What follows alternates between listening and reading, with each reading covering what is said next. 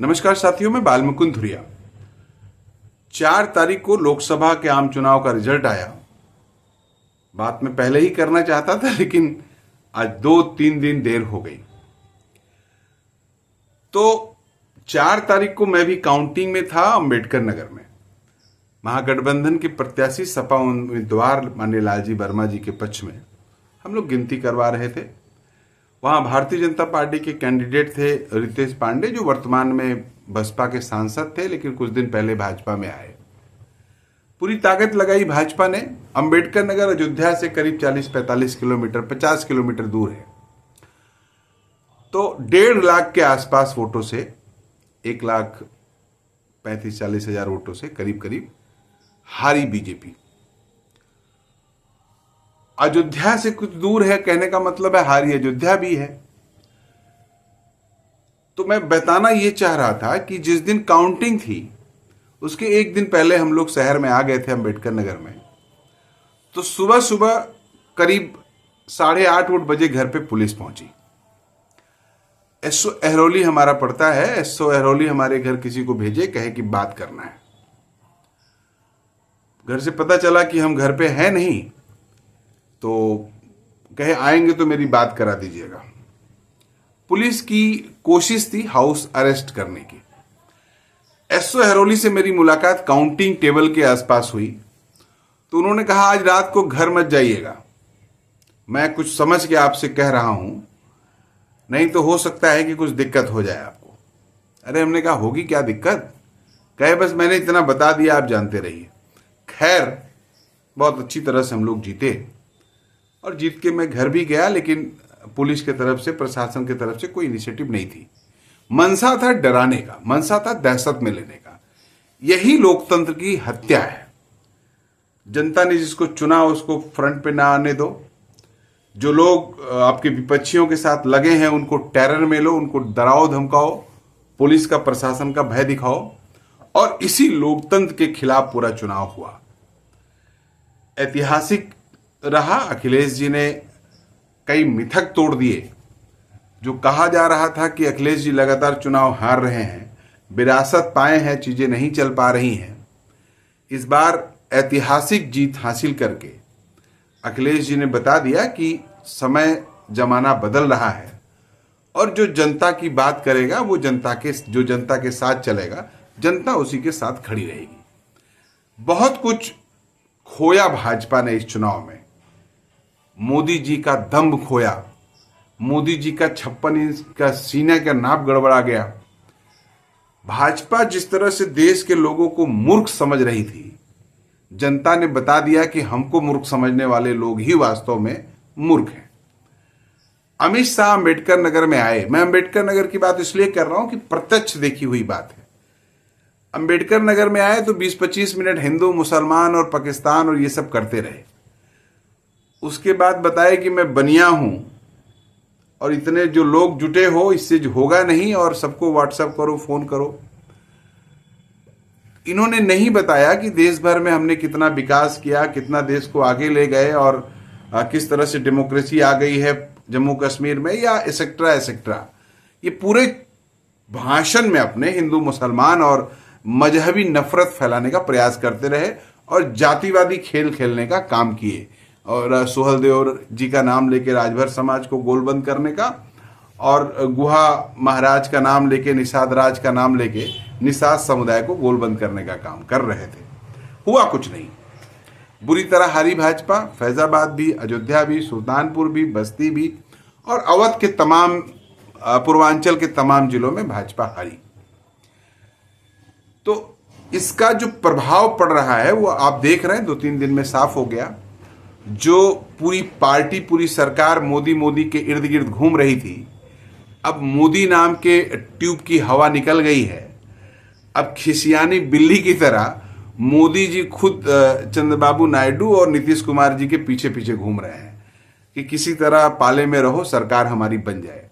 सुनने में अच्छा नहीं लगेगा। प्रधानमंत्री जी जो दुनिया के सबसे बड़े नेता थे, अमेरिका ब्रिटेन तक डरते थे, रसिया इजराइल का युद्ध, वो यूक्रेन का युद्ध रुकवा दे रहे थे, और हमास इजराइल वाले बवाल में भी स्टॉप कह के अपने लोगों को निकाल ला रहे थे। पूरी दुनिया में डंका बज रहा था जिस आदमी का, वो आदमी आज अपनी सरकार बचाने और चलाने के लिए हमारे दो नेता नीतीश कुमार और चंद्रबाबू नायडू को पीछे दुम हिलाते हुए घूम रहे हैं। बड़ा अच्छा नहीं लग रहा सुनने में, लेकिन है ये बात।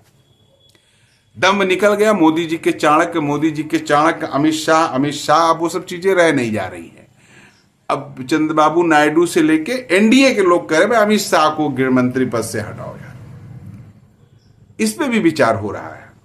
और अंदर खाने बात ये चल रही है कि आरएसएस और बाकी भाजपा के नेताओं सांसदों में ये तक बहस चल रही है कि बहुत हो गया मोदी, अब इनको हटाओ, किसी दूसरे को नेता सदन बनाओ। खैर ये तो 1-2 दिन में पता चल जाएगा, लेकिन दम निकल गया। जो बता रहे थे 2037 तक, 2057 तक ब्लूप्रिंट बना रहे थे, तो ये सब चीजें फेल हो गई। अब ये सब हुआ कैसे, ये सब रिसर्च का विषय है। लेकिन उत्तर प्रदेश में जहां तक हम आप प्रत्यक्ष देख पा रहे हैं, उत्तर प्रदेश के भीतर चुनाव पूर्ण रूप से एक मुकम्मल बिंदु पे हुआ। अमूमन उत्तर प्रदेश का चुनाव कभी धर्म के नाम पे, मजहब के नाम पे, जातीय गोलबंदी के नाम पे होता रहा है। लेकिन इस बार का 2024 का लोकसभा का चुनाव अगड़े समाज की पार्टी भाजपा और दलित और पिछड़े समाज की पार्टी समाजवादी पार्टी, इस सेंस में चुनाव हुआ।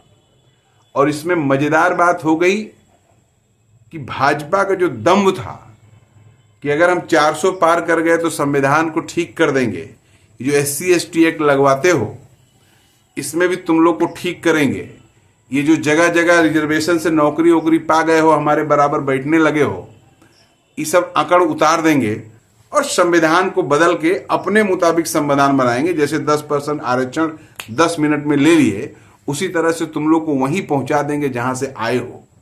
भाजपा की इस मंशा को उत्तर प्रदेश का दलित समाज खूब मजबूती से समझ गया, उत्तर प्रदेश का पिछड़ा समाज खूब मजबूती से समझ गया।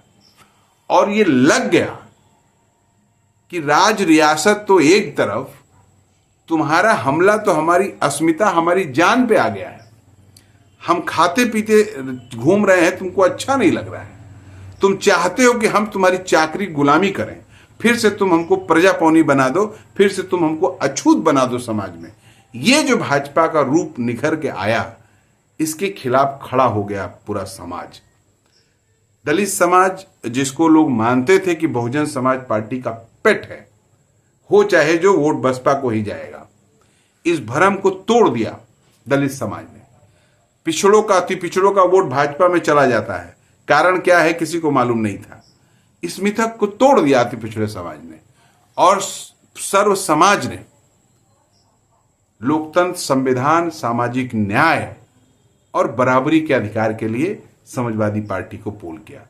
इस माहौल को बनाने में अखिलेश जी का जबरदस्त रोल रहा, राहुल जी का जबरदस्त रोल रहा। रोल तो उन भाजपा नेताओं का भी रहा जिन्होंने बकौती की, जिन्होंने अपनी मंशा जाहिर की।